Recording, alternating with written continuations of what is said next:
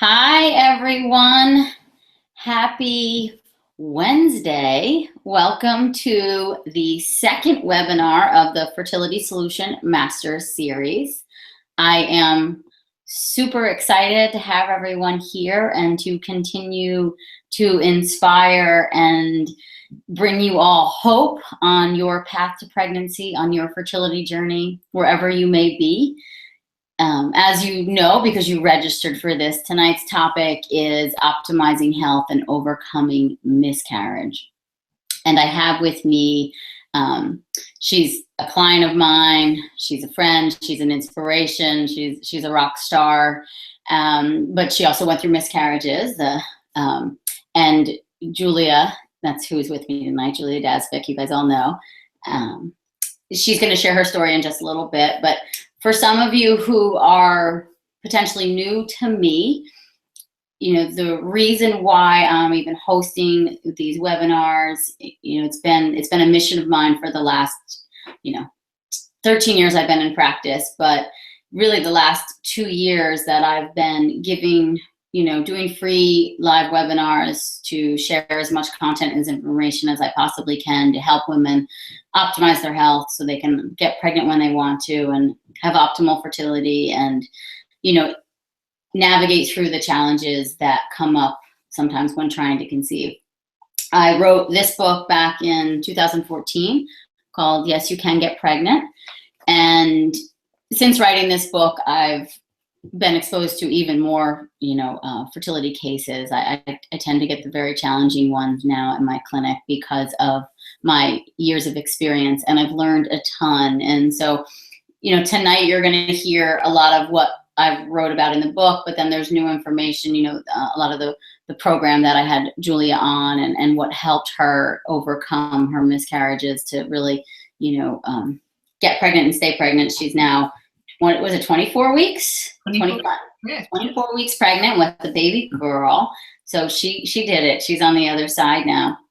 And, so I am an acupuncturist by trade. So I practice Chinese medicine and acupuncture, Chinese herbs, but I do a lot of lifestyle, diet, supplements. And a big part of how I work too is the mental emotional aspect, which I think can never be overlooked. And obviously, if you've been on your path to conception for some time, you understand how challenging it is emotionally. And so I really spend a lot of time working on that with all of my clients. And tonight, I hope that you not only get some good tangible tips of things that you can shift in your lifestyle and your diet, but also that you get some emotional soothing, because we all could use that, and more hope and inspiration on your path, and to know that your fertility is never broken, in my opinion. It's just you're on a spectrum, and sometimes you're a little less fertile than you could be, but there's a lot you can do to rejuvenate your fertility, to bring it back to life, and to always remember that your fertility is an extension of your health, right? And so when I talk about health, I'm talking about mental, emotional, physical, nutritional, and even spiritual health. All of those combined are what really help us thrive as individuals and as women. And when we have thriving health, then our fertility will thrive as an extension of that. So it's really about finding, the ways to get all of those things to work together to best support you. And before I turn over to Julia, I also want to share that I just, right before we got on this, about an hour ago, I have my Yes, You Can Get Pregnant e-course that is running this week. We're launching it. And, but I launched it in November to just a small group of people, late November, early December. And this week alone, 2 girls have reported pregnancies. And so now that's up to about 15% of the girls in the group are pregnant. But I just received an email right before I got on, 35-year-old female who went through fertility challenges and just she's like 6-7 weeks pregnant, saw a heartbeat today, got naturally pregnant through following this same program that Julie and I are going to talk to you about tonight. So I feel super inspired by that. As always, I love my work, but it's just so wonderful to constantly get the feedback and to be able to see that fertility can shift, right? So no matter where you are, I beg you not to give up hope, and to look under every rock and to continue to try to find faith and hope in your body and its ability to get and stay pregnant. So with that, I'm going to let Julia introduce herself and tell you all a little bit about her, and then we'll dive into her story.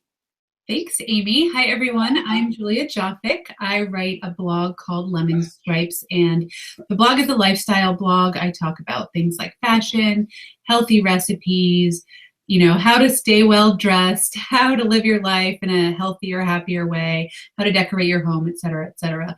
So a little bit about me, my background. Before I started Lemon Stripes, I've been blogging for about 6 years, which is crazy. I started it as kind of just a hobby. I was just out of nutrition school, the Institute for Integrative Nutrition. I had just become a health coach, and I had all these friends from college, from home, from all over the place asking me, well, how do I get more greens? Or how do I actually cook quinoa? What is quinoa? And how do you pronounce it? And all these kind of questions that I thought seemed really simple because I just learned it, but they had no idea. So I started writing down my recipes. I started writing down my tips. And I put them on this little website that I started thinking it would just be my friends and family. And then all of a sudden it kept growing and growing and growing. And I evolved into more fashion and style and decor and lifestyle from there, which was super exciting. Then about a year ago, actually exactly, I quit my full-time job with Aimee's help, and we'll get into that in a minute, to blog full-time. So now I run my own business. I help my husband run his business. He's a personal trainer. We live in Connecticut, if you're looking for one. And yeah, so that's what I do. A little bit about my fertility journey. My husband and I started trying to get pregnant in the summer of 2015. So I think it was May 2015. And we started, and we tried, and I had so many friends who had gone through fertility issues, as probably many of you have as well, people in your life. You've just heard these horror stories and you may have lived them yourself, and I have too, so I understand that. But I thought it was going to be hard, and I kind of said, all right, let's just do this. But within a few months, I got pregnant. So that August of 2015, I got pregnant, and my husband and I were just over the moon. We were so happy. We couldn't believe it happened so quickly. I was like, okay, great. I'm so healthy. And, that was easy.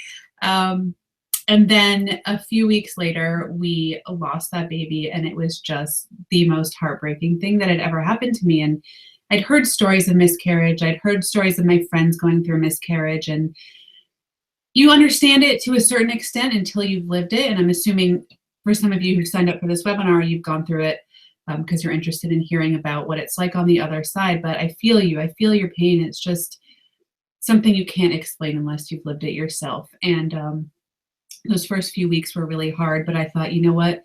It's going to be okay. We're going to try again. It's, I just kept thinking it's going to get better. And it didn't. It just kept getting worse. We actually accidentally got pregnant again 2 months later. And my doctor had said, don't try. So we weren't trying. And then I lost that baby as well. So at this point, it's November. It was Thanksgiving. I'm going to go into some detail, but I literally flew out to where my mom lives in California. My husband and I were on the flight, and I was miscarrying on the way there. And I was just such a mess. And as you can imagine, that holiday season was horrible, just horrible. Everything made me cry.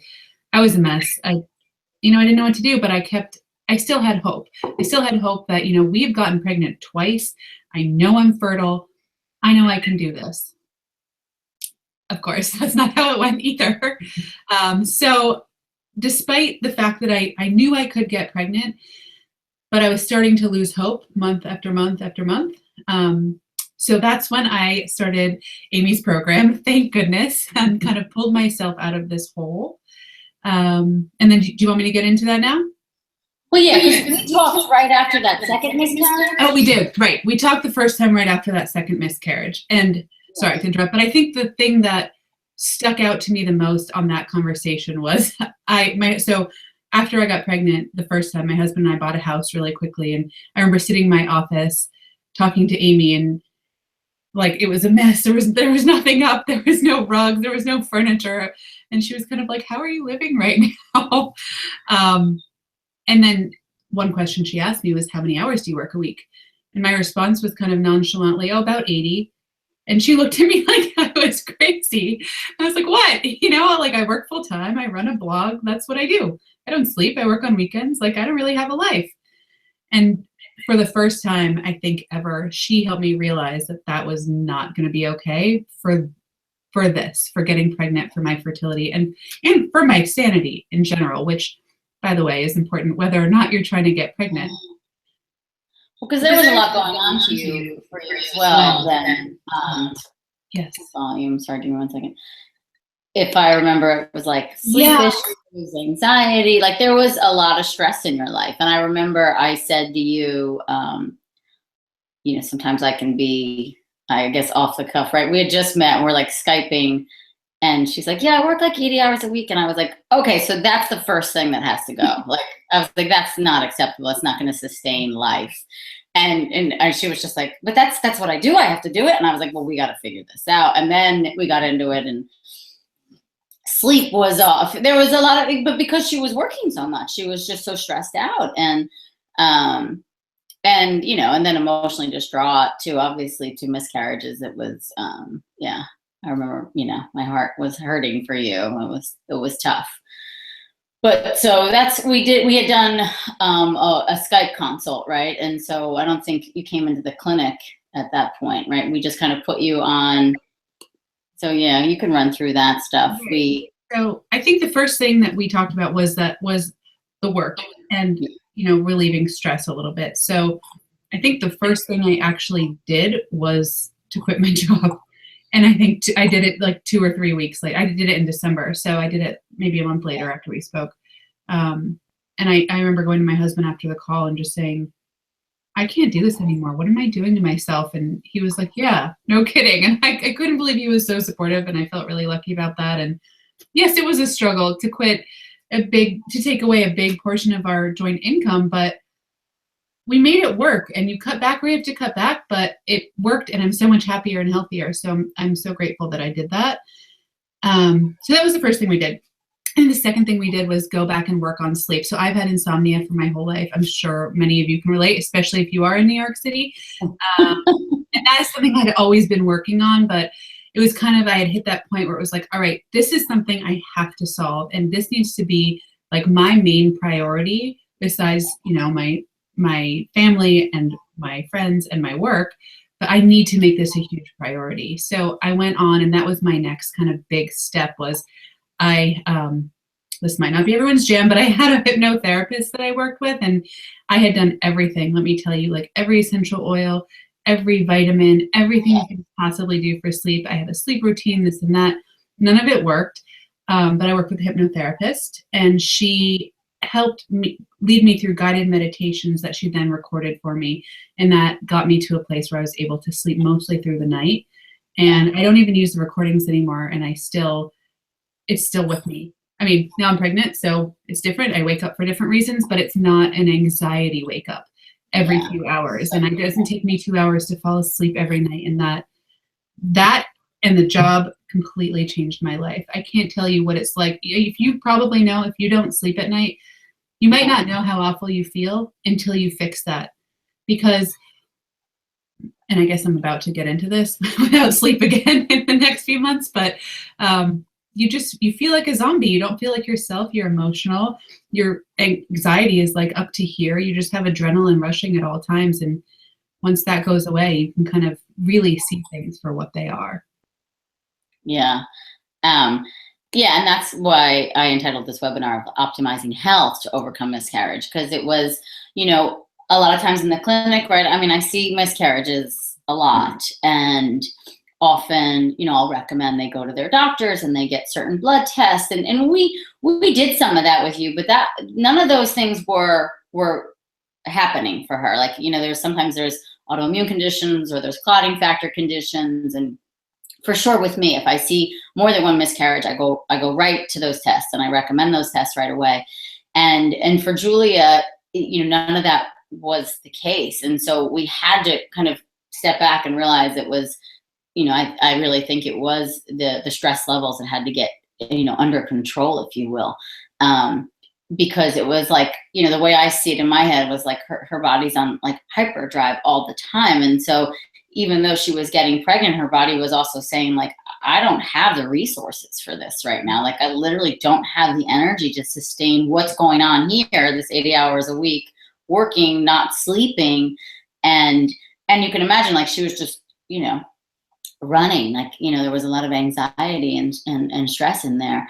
And so to get those two things under control, and then, your health really started to shift from there. And then there was, I'll let you get into more of it, but there was diet and a lot of the emotional healing too, that you Absolutely. went through. Absolutely. So one thing that Aimee just said that I want to touch on was, she had said to me, you've had 2 miscarriages, it's time to start getting tested. And when I went back to my doctor, they said, no, we don't start testing until you've had 3. It was crazy. I was like, okay, so you want me to have another miscarriage before you'll give me a test? And it was really hard to hear that, and something that Aimee taught me that's been important. And I, as a pregnant woman now, still use this advice: is you have to be your own health advocate. You have to stand up and just ask for it. Say, I'm the patient here, and I would really like to get these tests. And they were great. They did them. It worked. I mean, it didn't work, but it worked in the fact that like I was able to get the test and everything came back negative. So as many people hear these days, I came back with a diagnosis of unexplained infertility, which is, for me, was almost harder to hear because I'm very type A and I like to fix things. And hearing that, I was like, there's nothing I can do. There's not like a medicine I can take, or, I can't, I don't know. There was nothing I could do, according to them, to fix it at that time. So I said, you know what? I'm going to work on my diet. We're going to do acupuncture together, which was so helpful, and all these other things. So I'll get into that. I'll get into that now, so we can talk a little bit about diet, I think. So I think the next time Aimee and I met was in person in her office in the city. And we did an acupuncture session, which was amazing. And we also spoke for a long time. And one of the things we talked about was diet, which has been so important in this process. I can't even tell you. You would think it doesn't make a huge difference, but for me, I know it really did. So this is probably about a year ago, I would say, like February, March of last year. So I'm coming off of the 2 miscarriages. We started trying again, I think in January. So January, February, March, still nothing. I'm like, it's okay. It's still only been a few months and I've been pregnant twice. It's going to happen. So I go in, I tell Aimee that I'm dairy-free. I have this health coach background. I learned through that program that I actually had a whey allergy. So I've been dairy-free for, like 10 years now. And I tried to eat pretty clean, but, I was having a good amount of wine every week. I was having a good amount of gluten, but I tried to, I tried. And she kind of opened my eyes and said, well, what does it make you feel like when you drink wine? And I'd say, well, I feel calmer for about an hour, and then I get really stuffy. I have bad sinuses. And I wake up with a headache, even if it's just 1 glass. And she said, well, maybe that's not something you should be doing then. And so, interestingly enough, we switched that to just, I think, vodka and tequila. Vodka or tequila. Yeah, those are my drink for that next few months. And I felt, I am not getting so much better. And I'm such a wine drinker. I can't even tell you, but that made such a big difference for me. And that's not going to be the case for everyone, obviously. I'm not telling you to give up wine, but I am. Figure out what those things are that make you feel not so good and try to make substitutions, I guess. Yeah. The other big thing we talked about in that appointment was gluten. And Aimee said to cut way back and see how that made me feel. And again, made me feel so good, but I didn't do it 100% at that point. I cut way back, but I was not 100% gluten-free. I don't have a gluten allergy. So I kind of just figured, whatever. So we cleaned those 2 things up. I felt a lot better. I was feeling really strong. I was getting acupuncture with someone out here as well, constantly. Like I was doing everything right. I was working out. I was doing my business. My husband and I, were working on our relationship and building it back up after surviving those 2 losses together. We did some couples counseling, which was incredible. Can't recommend it enough for people who've gone through miscarriage. Even if you aren't fighting necessarily, there's stuff I guarantee you have to talk about there that hasn't come out yet. And that was very healing for us. So we did all this. Great. Everything's good. keep trying month after month after month after month.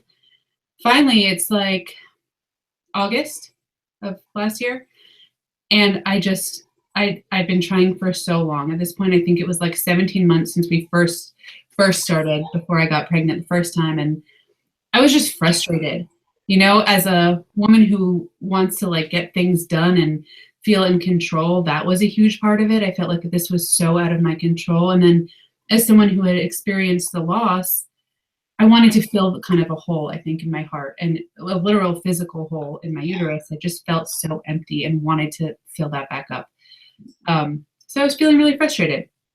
So I decided to just go to the doctor and get some more tests and go to an actual reproductive endocrinologist, which is what Aimee suggested. And I did that. And the one I went to wasn't so great. I went in and she told me that I had one option based on all my test results, which was to take Clomid, which is a drug that works for a lot of people, and it's a great drug for a lot of people, and IUI, which is, oh my gosh, what does that stand for? Intrauterine insemination. So again, that's an option that works for a lot of people, but at the time I kind of said, all right, is that my only option? Because, I feel like I've heard other people going through other things, maybe taking progesterone, maybe doing this or that. And she said, no, that's what you're going to do next. And we can start it next Friday based on your cycle. And if that doesn't work, we're going to do it 3 times. And if that doesn't work, we're going to start doing 3 rounds of IVF. And I kind of sat in my chair and I was like, all right, I don't know if I'm actually ready for this. That for some reason, it didn't feel right in my gut, whatever the reason. And if it had felt right, I would have done it. But at that point, I knew I had to trust my gut. And I left there and just said, I can't do this. I can't. I know that. And I went back to Aimee and told her that, and she was appalled. And I think you said, like, this is pretty common when, people get one choice, and even though there are other options. And now that I've spoken to other doctors, I know that there were other options for me at that point, and maybe that would have changed what I did had I known those. But I decided to just drop it all. I said, you know what? I'm going to take a break. I'm going to step away from this whole thing, not think about it. And Aimee was so encouraging with that decision, just to kind of relax, be happy, like enjoy the end of the summer.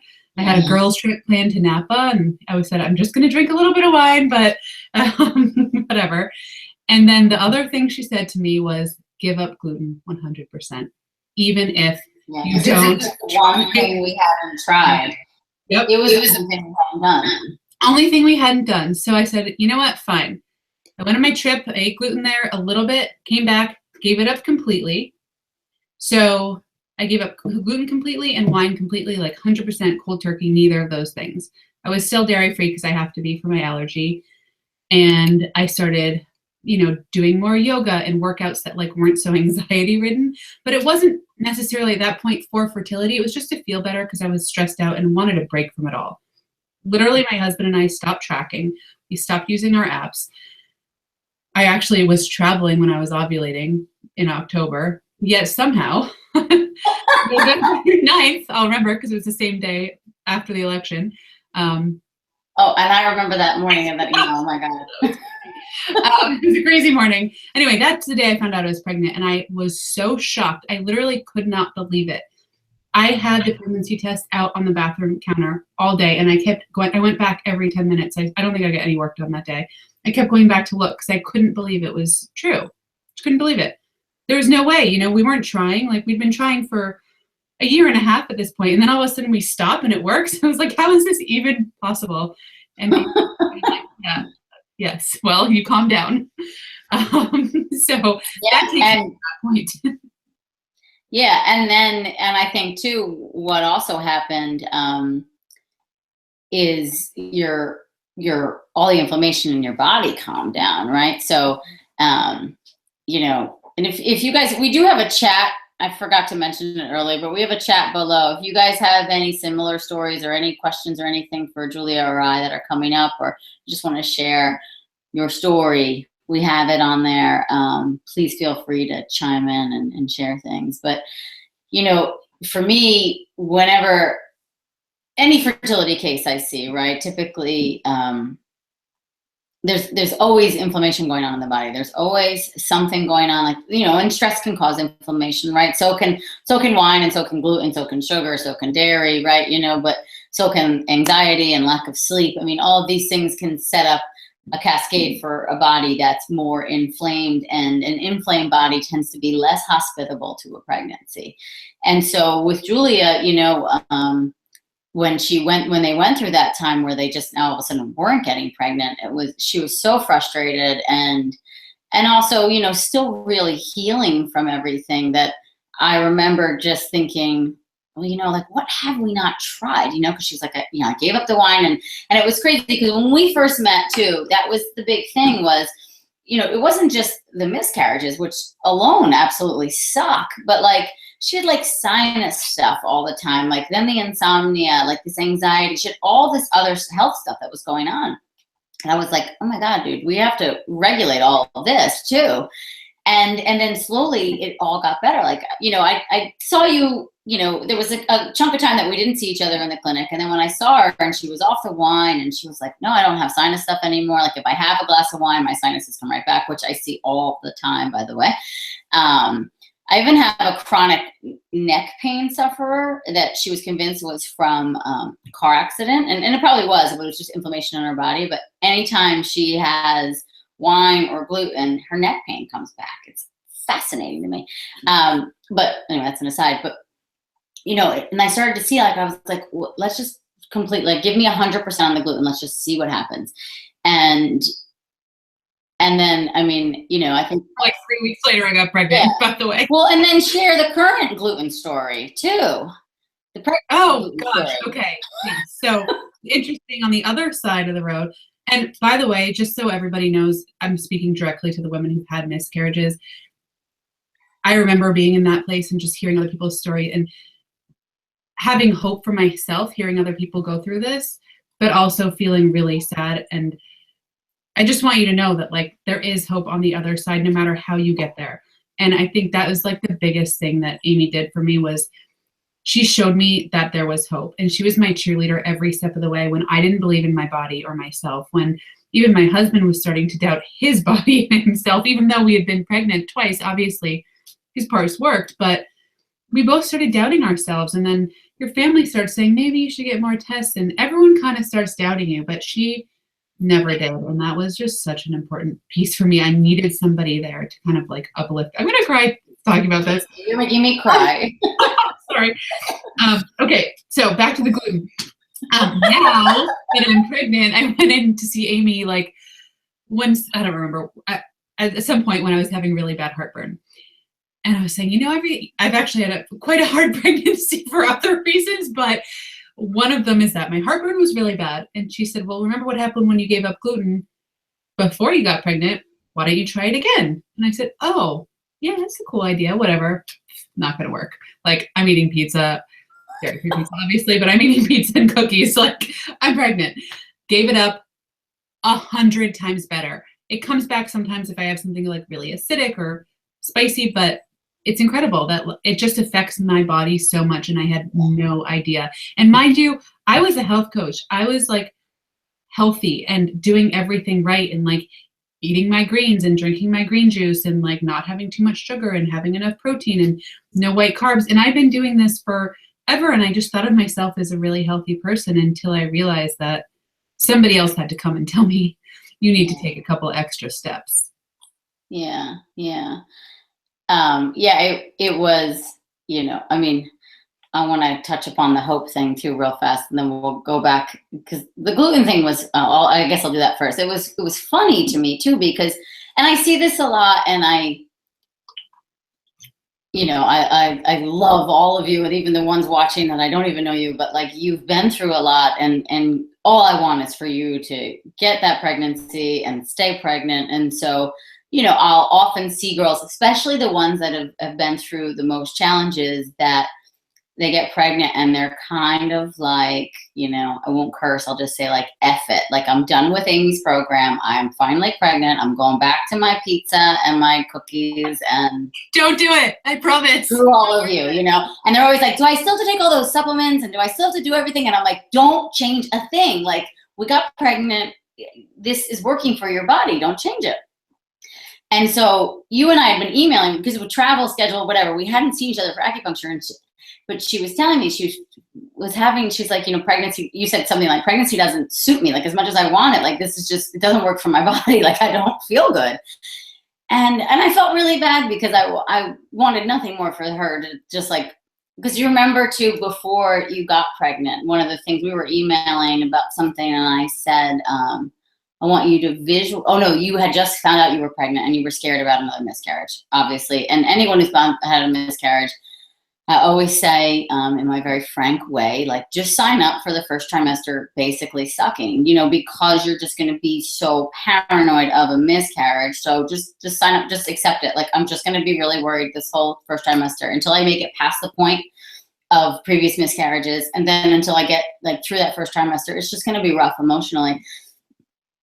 And I told you I wanted to, because she's such the style guru. Like if you follow her on Instagram, like everything's just like perfect and so pretty. And she always looks like so well put together. And I was like, start imagining what you're going to wear when you have a belly. Do you remember that? And I was like, start picturing that, visualize that, stay there with that. And so I was so excited for her to be pregnant finally, because I just, it's a beautiful experience, but she was just not having a good pregnancy. And then when we sat and talked in person, she admitted the increase in the gluten intake. And I was like, Julia, come on, what worked for your body to help get you pregnant? Like it doesn't agree with your body. This is so obvious. And you remember you left, and then it's like 4 days later, you were 100% gluten-free, and you were like, I feel like a new person. I cannot believe this, Yes. I mean, I need someone else to tell you that, though. I couldn't have told that to myself. Even though I actually think like I kind of knew it in my head, but I wouldn't have actually done it. But and the same was before I got pregnant. There were a lot of issues that I knew I had to fix, but I didn't want to deal with it. And just having somebody to tell me to deal with it and telling me how to deal with it was incredibly helpful. And also, you talked about supplements. I don't know if you want to get into that. Yeah, go for it. Go for it. Get into it. Yeah. Okay, so Aimee and I worked on a supplement plan as well. I don't remember when that started, probably right after my second miscarriage. Yeah. So one of the things that I've really loved taking, and I think you recommend this to all of your clients, but it sounds so gross, but it's actually not. It's grass-fed beef liver pills. Yeah. So animal liver, and you can get into this more, but animal liver is very good for fertility, as I've learned, and Aimee will tell you more about that. But I started taking them, and she said you can either eat liver often or you can take them in pill form. And I said, I'm going to stick with the pill. Thanks. And I do. I take it every day. I took it every day starting then, and it made a really big difference in my energy. I am the kind of person who can't really eat that much meat just because it kind of, I don't know why, it kind of grosses me out. I was a vegetarian when I was younger, and I'm just not a big meat eater. So I think I wasn't getting a lot of, I don't know what the nutrients are, but probably iron, I'm guessing. Yeah. And the B vitamins, yeah. Yeah, the B vitamins and the iron. And once I started taking those pills, a few weeks later, I started feeling a lot more energy. Granted, I did a lot of other things at the same time, but I think they really helped a lot. So that was one thing we did. Do you want to touch on that? Yeah, no, I was going to say, yeah, the liver, I consider that like my secret weapon for fertility. When I was writing Yes, You Can Get Pregnant, I was researching, all the, and like ancestral diets and stuff. Like it was kind of before the paleo craze when I was writing this book. I think paleo was just kind of starting up. I mean, obviously paleo's been around for a very long time, but everybody talking about paleo. But I was looking through, just even what we were doing 40 years ago. Like why, everybody, we all have a grandparent that talks about the accidental pregnancy in their late 40s, so it's like they were still getting pregnant pretty accidentally and easily in their late 40s. And what were they doing? And organ meats organ meats are also very popular in Chinese medicine, the medicine I practice, that they're all about, you should be eating the organ of like the heart in the summer and the lung in the, in the autumn. And just because the way those organs work with the seasons and to tonify certain things. But if you look at the nutritional breakdown of liver, it's one of the most nutrient dense foods that exist. And it has like all your B vitamins. It's got folate, which is really, if you guys listen to my top 10 tips to get pregnant faster, I talked about the importance of the difference between folate and folic acid, especially for miscarriage girls. You need to make sure that you're getting folate in and not folic acid. I would stop taking any supplement that has folic acid and take only folate. I did that too, by the way. Yeah, well, because I was suspicious of an MTHFR issue with you, which means that you can't actually absorb, you can't take folic acid and make it into folate, and then the folic acid actually blocks the folate from entering if you are getting folate in, because folate is found in food sources. So liver is one of the best sources of folate and has all these antioxidants. It's a great source of protein, good healthy fats. Fats are really important for fertility. And someone like Julia, you know, a lot of her symptoms from a Chinese medicine perspective, similar to Ariel, if you watched that webinar 2 nights ago, there was blood deficiency going on with her, and liver, you know, or animal meat, really, red meat is the best way to build blood. That's what we say in Chinese medicine. And also she didn't love eating a ton of meat. So I was like, here's a good way to sneak it in. Just take 2 of these pills every day. But interestingly enough, too, there's been studies now of certain antioxidants that help improve embryo quality in women undergoing IVF procedures. And there's something called inositol. There's, CoQ10. And liver is one of the only foods that actually has both of those naturally occurring, you know. And so I always consider it a secret weapon to fertility. And, you know, it was something that, you know, if we think about it, then you'd been on that for a year and change prior to getting pregnant even, which is just wonderful. I mean, it's such a good nutrient, you know, dense food. And I even took it through my entire pregnancy.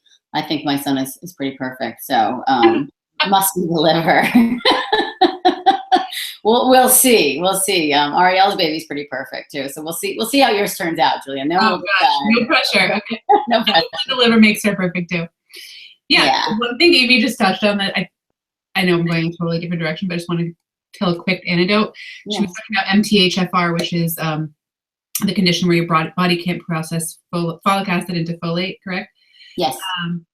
So I asked my doctor to test me for it when I went in for a bunch of testing, and they said, no, we won't test you for that. That's not something we test for here, which is on the sheet. I could see it. They could have checked a box, would not check it.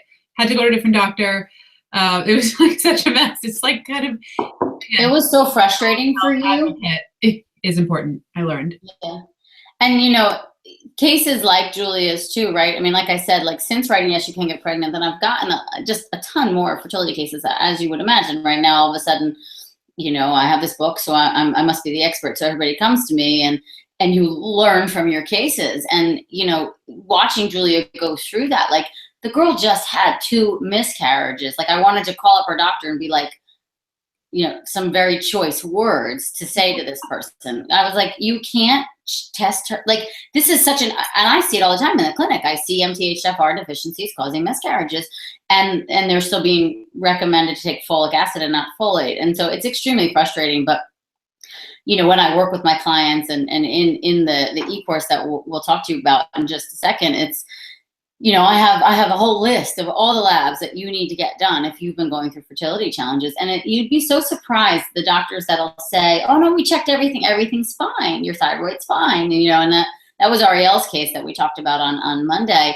Her thyroid wasn't fine, but, you know, it took us like 4 doctors to actually get someone to recognize, or that someone that knew more details than the previous ones. And you know, no offense, I don't mean to offend Western medical doctors. I think their role is really important, but it can get really frustrating for the patient and for me on the other side too, where, you know, if I could do the labs, I would do them myself, but we need to collect this information, because the last thing I wanted to happen was for Julia to go through another miscarriage, you know. And if you've been there, you know, it's such a, you know, what's it, like a push and pull kind of experience. Like you want nothing more than to get pregnant again, but you're also paranoid to get pregnant again, because you're paranoid you're going to miscarry. And I feel the same way. I want to do everything I can to protect you from that ever happening again.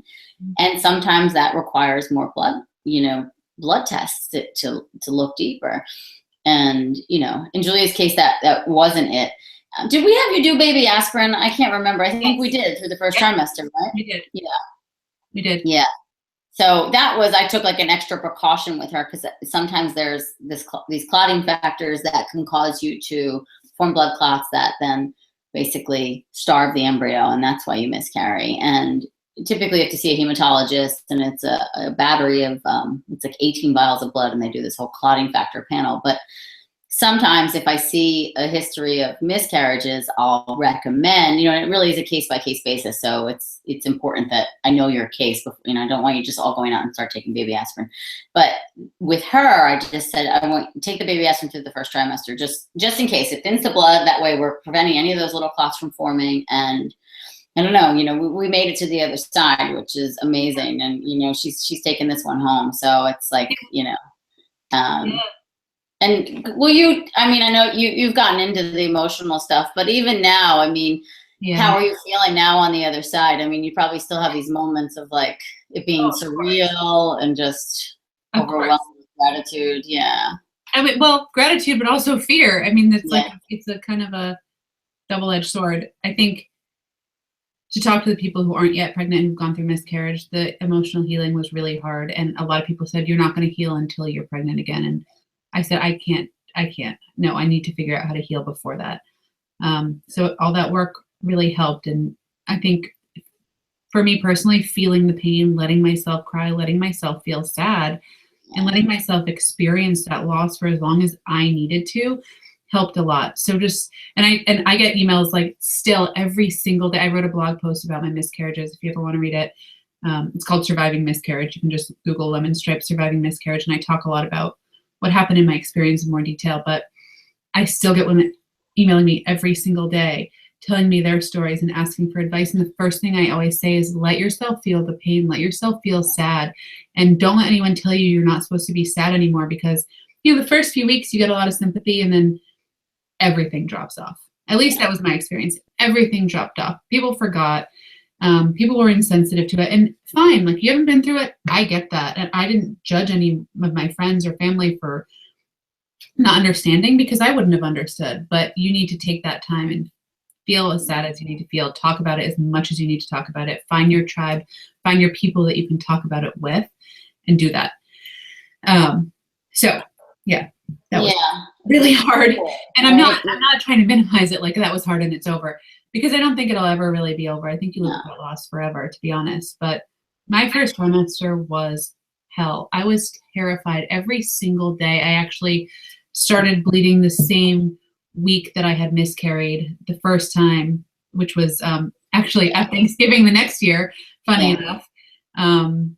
And it turned out fine. Then I started bleeding again at, I think, 9 or 10 weeks, and I had to go to the emergency room. And it was every single time something happened, I was just like, this is it. And I had no hope in those moments. None. I was just like, it's over. Okay. And kind of the whole first trimester, my this is so bad, but every day I was like, okay, maybe it'll work. Maybe it won't. And I was never thinking like this is going to happen. I was afraid every single day, to be honest. And I tried really hard to be positive. I really did. But I think when Aimee said to me, it's okay to be afraid, it's okay to live with that fear, I just kind of gave into it and didn't let it take over my body, didn't let it like give me so much anxiety that I couldn't do anything. But when I felt the fear, I was like, I understand why I'm feeling this fear, and that's okay.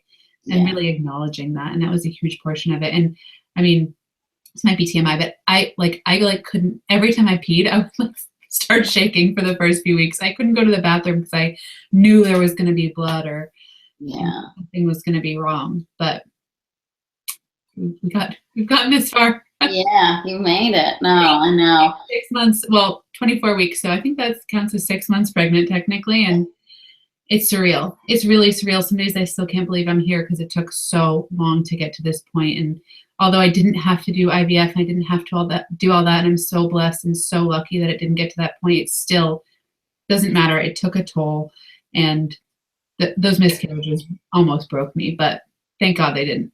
Yeah.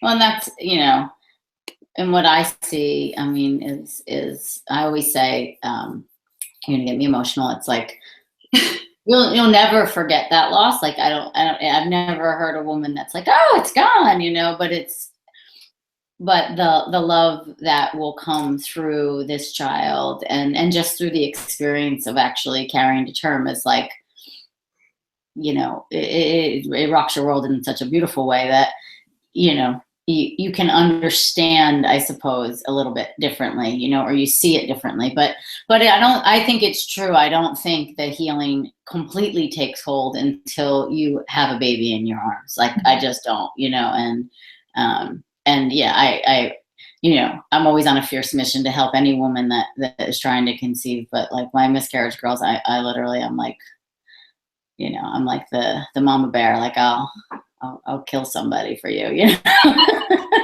But because you need that baby in your arms, you know. And you know, and it's like, but I did always have hope for you. I always saw it. And you know, deep down too, and we had conversations about this too, like you saw it happening at some point and you knew it would happen. It was just, it's hard to get there, you know. And I loved what you said too, of just like letting yourself feel the pain. And I think that's really important, because I see, you know, I just had this conversation in the clinic yesterday with a patient who's been on a hell of a fertility journey, and she still doesn't have her baby.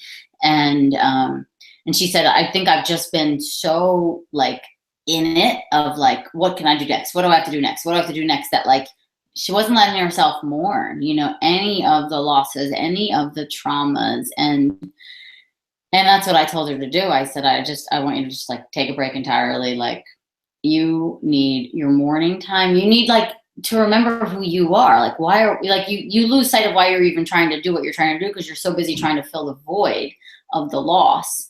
And even, you know, like you said, you guys went and spoke to someone, you know, because it's like your relationship gets so challenged too. So, you know, to really in all of it be kind and loving to yourself and to your body, and then figure out, you know, like, I love Julia's story for so many reasons, but like she stuck to her guns. And like, even like you said in the fertility clinic, you know, you were like, this just doesn't resonate with me right now. And it never resonated with me for you either. Like, but I knew you needed to go there to like have that conversation to see what the other options were, right? And to kind of, but also to get you to feel even more committed to your path of trying naturally, you know, because you were starting to lose hope in that, right?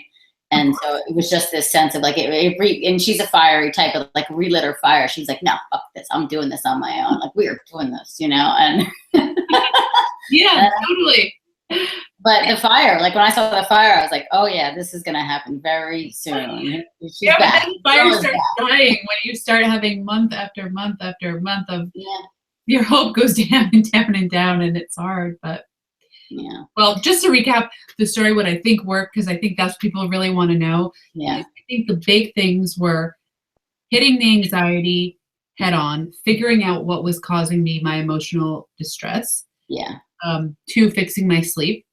3, the gluten, I really think played a huge part in my fertility. I have never, the month I got pregnant, I've never felt better in my entire life. And I truly mean that. Like, I felt so healthy. I felt so good. I felt so fit. I felt so strong. And giving up gluten was the main thing that I changed that month. So I think the gluten was a huge part of it. And then I'm guessing the supplements did a whole lot of work too in there that just happened behind the scenes. Yeah. The main pieces that I think got me pregnant. And then obviously letting go, kind of like, you know, you hear people say, let go and let God. That's kind of what we did. And we said, you know what? In 6 months, if we're not pregnant, we'll figure it out. But we let go.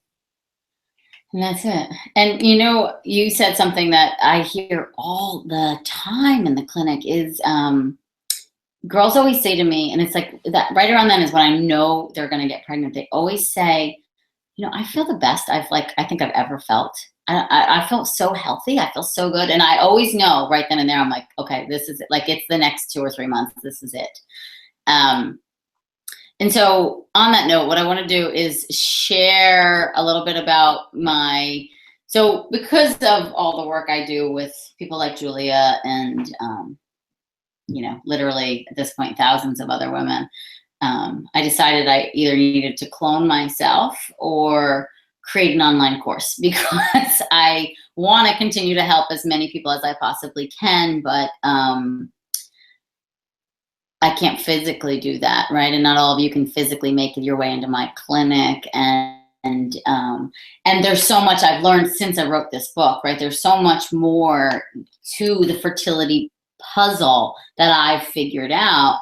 So I went and I decided, you know, I'm going to follow suit with some of my mentors and friends and create an online course because I want to help people as best I can. And I'm going to show you a little slideshow on the course. If you guys are interested, stay on and I'll go through it. If you've been watching the webinars, you've seen this, but that's okay. So hang tight while you see a weird screen for a second while I get to my little slideshow. Okay, so here's a picture of me pregnant. That's something I didn't mention. If you guys are new to me, I got pregnant easily and naturally at the ripe age of 40. 2 months of trying, and you know, it was glorious. This is a collage of a snapshot of a collage of some of the babies I've helped bring into this world. And you know, this is an older collage. We did this one, Yes, You Can Get Pregnant, when the book was coming out. Like the little girl all the way over in the right-hand corner is, I think she's 5 now, 6. So I guess they all are about. So kind of what Julia and I were talking about, like what I've discovered in my clinical experience, 13 years, over 1,000 people, women trying to get pregnant, I should say, is the number one, and we talked about it, inflammation in the body. And that's what Julia and I really worked on. And that's what I work on with everybody, because I find that inflammation is the cause. It's the cause of any and all diseases. So fertility just falls into that, you know. There's something called autoimmunity, which we ruled out in Julia. That was something I was suspicious of, because sometimes when I see more than one miscarriage, I suspect there's an autoimmune condition going on. Obviously, stress. Julia was definitely, that was definitely affecting her. Nutritional deficiencies. Probably some of that too, because, you know, stress was taking such a toll on her body. And then body disconnect. So not being in touch with how your body feels, you know, or like noticing that wine really makes my sinuses clog the next day, right? Or gluten, you know, gives me heartburn, right? So you're just disconnected from how you're living your life and how it's affecting your body. And then your beliefs, you know, what are you believing about your body, and how much hope do you still have for your body and its ability to conceive? So I took these 6 pieces and basically created an online course to help work through all of them. So regardless of what's going on that's causing your fertility challenge, I'm addressing it in the Yes You Can Get Pregnant e-course. So there's 5 modules.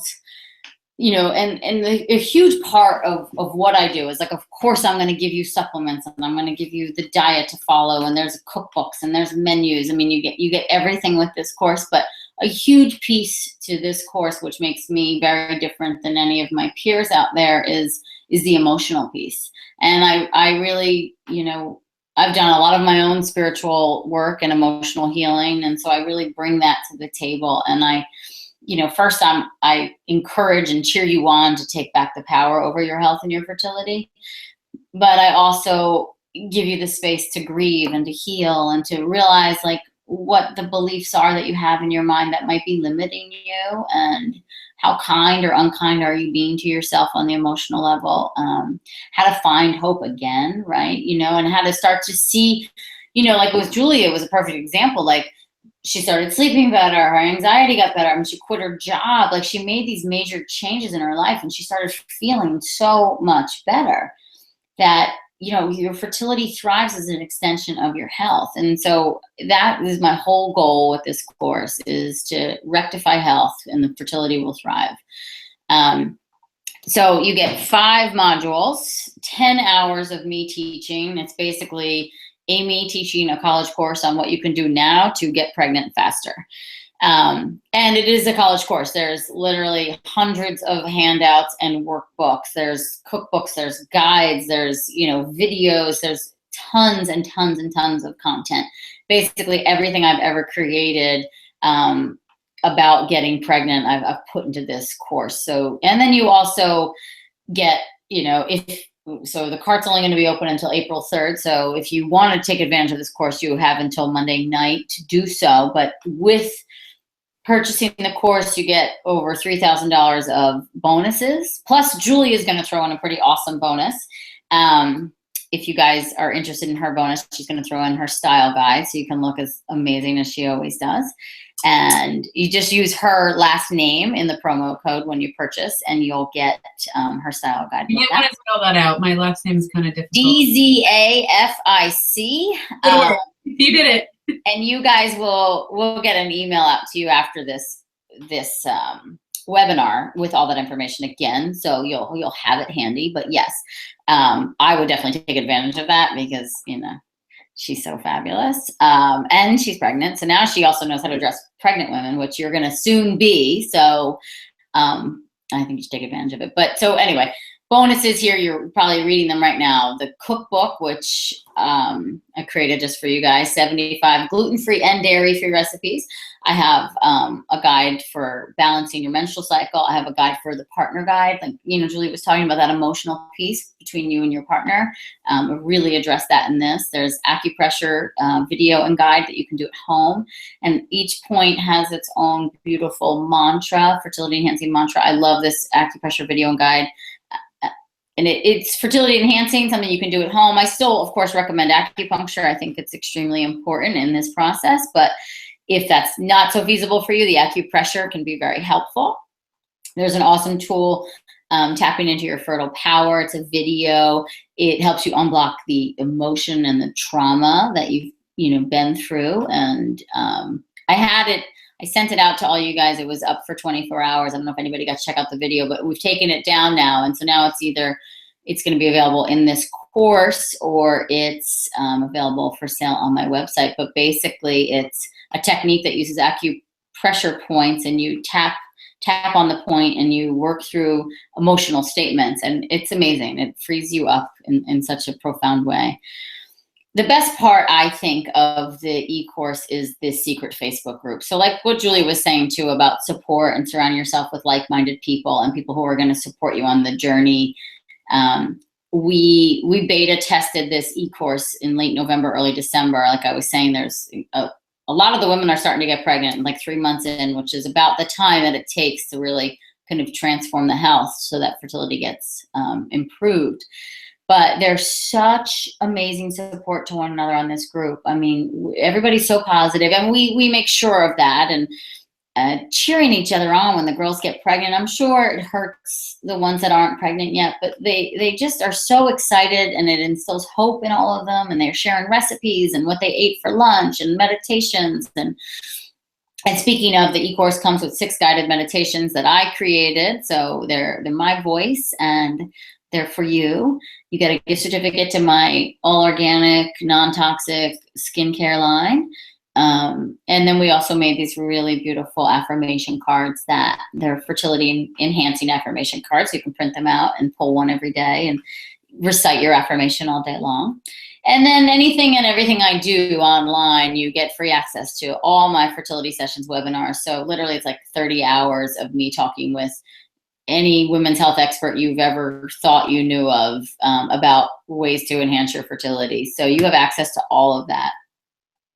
And then you get the amazing Julia's bonus. So remember, if you want to take advantage of this, use her last name, Dzafic, when you're checking out in the promo code section, and we will get that guide to you right away.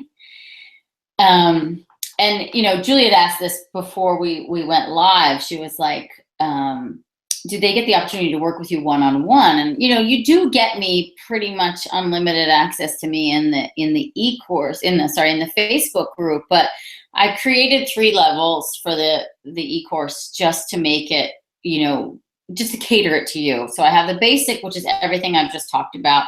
Then we have a plus, which is group coaching. So we're doing 6 people per group, and you can bring your partner too. So it's plus or minus the partner, doesn't really matter. But I think it's wonderful to have the partner support if you can.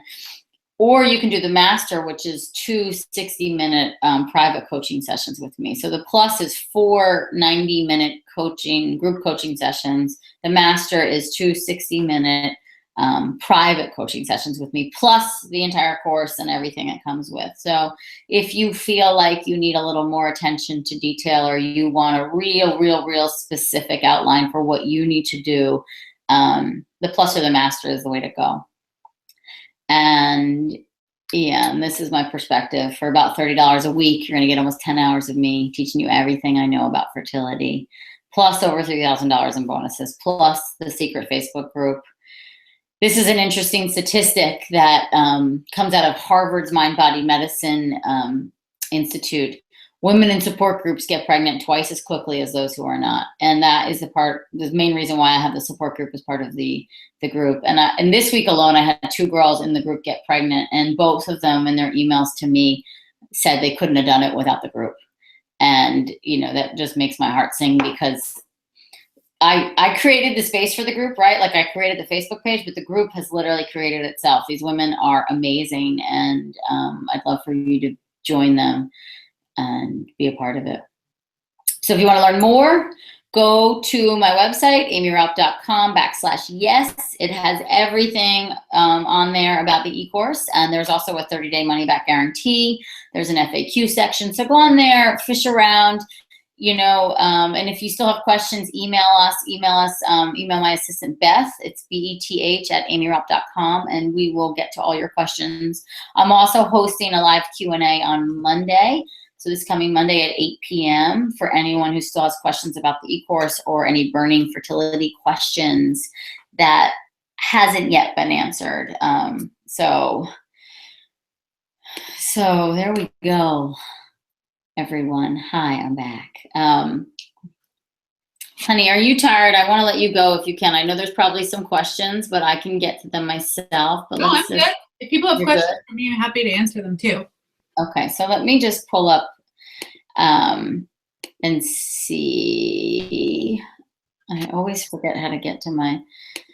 So if you guys have questions right now, even about the course or anything at all, you can write them in the chat box, and Beth will get them to me. I cannot find my email. How funny is that? Sometimes I notice it just disappears when I'm on my Google Hangouts. It's funny. Okay, I'm using my other computer. I'm not being rude. I'm just looking at my other computer to pull up my email, because that is where the questions may be. I can, if you want to give it to me for a second, I can say one thing while you're doing that. Yes, go for it. So something interesting is, since I've been talking about my fertility journey, I've had a lot of wonderful support, but I've also had a lot of people kind of, there's mommy shamers out there. And I've had some people say, well, if you have all this money to spend on your fertility, that we might not necessarily. And when you think about it, yes, it might seem like a lot, but it's really not that much money compared to doing things like IVF. And I agree. It's like, I have friends who've gone through rounds and rounds and rounds of IVF that I guarantee you have spent 20 times more than what I spent on working with Aimee and supplements and, having a gluten-free diet. But that's just something to know.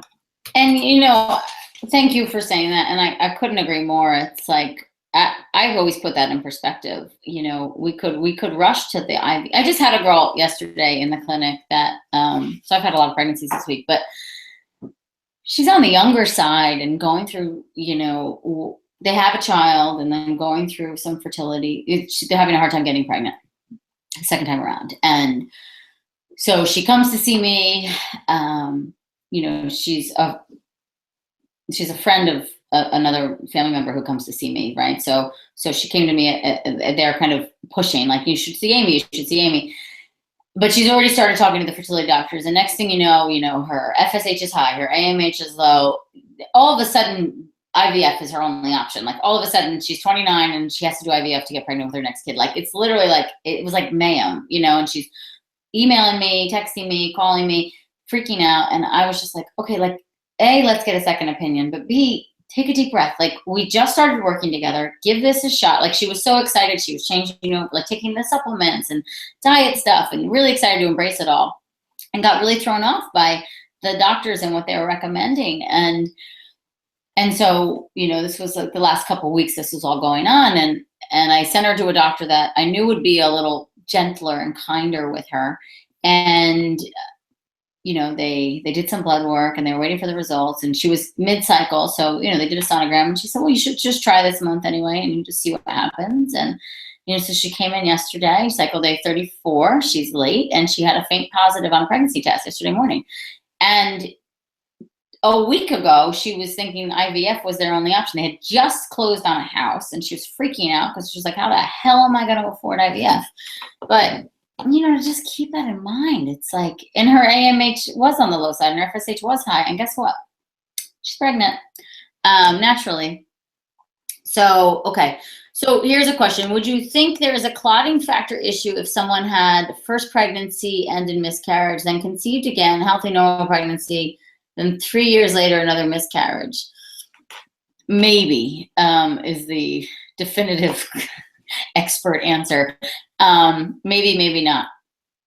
For me, I'm more alarmed when they're back-to-back miscarriages. When it's miscarriage, pregnancy, miscarriage, less alarming. I'd still get it checked, or at very least the MTHFR get checked. Typically, clotting factor girls have some other symptoms of like heavy menstrual periods with lots of clotting. They lose a lot of blood. They tend to bruise easily. Those are some of them. And then some have no symptoms at all. But you can talk to your doctor about it. It's not an extremely expensive test. But it is a lot of blood drawn. And some doctors give you pushback on it because insurance companies, I think, give a hard time about covering it. But if you've had more than one miscarriage, I would urge it. And I would say I would just rather know. I want you to collect the data. But at the very least, the MTHFR should be looked at. And that's something your gynecologist should be able to do. Most gynecologists are starting to do it just generally now. And then no matter what, make sure you're taking folate and not folic acid. That's what I would say. And let's see, I know we have, do you think lack of cervical mucus is a sign of something not right? I want to see healthy cervical mucus, but some girls it just doesn't come down. But if you have vaginal dryness and no cervical mucus, that does tell me things are dry on the inside. You probably need more fats and more oils. Let's see, okay. I'm just seeing if there's any for Julia. If not, we have the Q&A on Monday that I'm going to get to many of this. Can the man's stress and allergies affect conception? For sure. Sperm plays a very big role in this whole process. So I have the daddy diet outlined in the book. Yes, you can get pregnant. I also have much more detailed daddy diet for the e-course, but absolutely. Ideally, in my opinion, your partners are doing this whole protocol with you, and we're reducing inflammation in their body as well to make, not just a baby, but the healthiest baby we possibly can make, so we can bring that baby into a healthy home. Okay. So I see Beth's gotten to some of the other questions, and I know we're going to save a lot of them for the Q&A on Monday.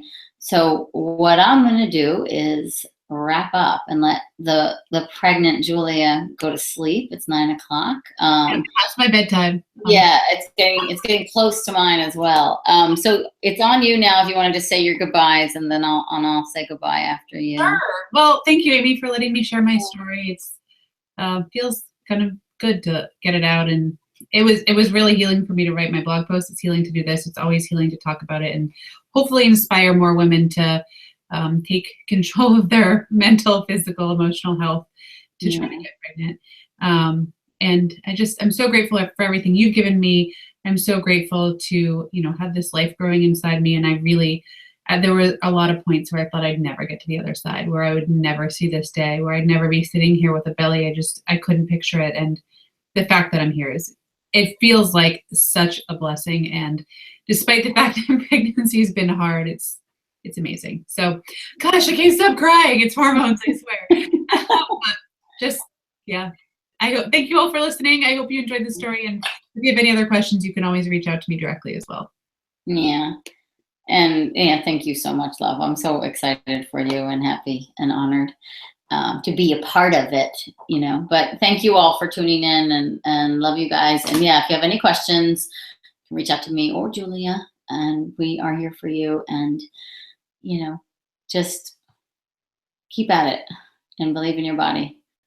and picture yourself 24 weeks pregnant like this little lady. You can do it. All right, good night. Tomorrow night, I have another webinar about PCOS, endometriosis, and the immune system, which is going to be amazing. It's with my dear friend Nat, who is also an acupuncturist, fertility expert over in Australia. So we're coming from 2 different sides of the world. And if you guys don't know her, she's amazing and a firecracker, and it'll be a lot of fun and super informative. She's really smart. So tune in tomorrow night and you'll get emails from Julia and I later with the replay. And thank you so much. Have a wonderful night.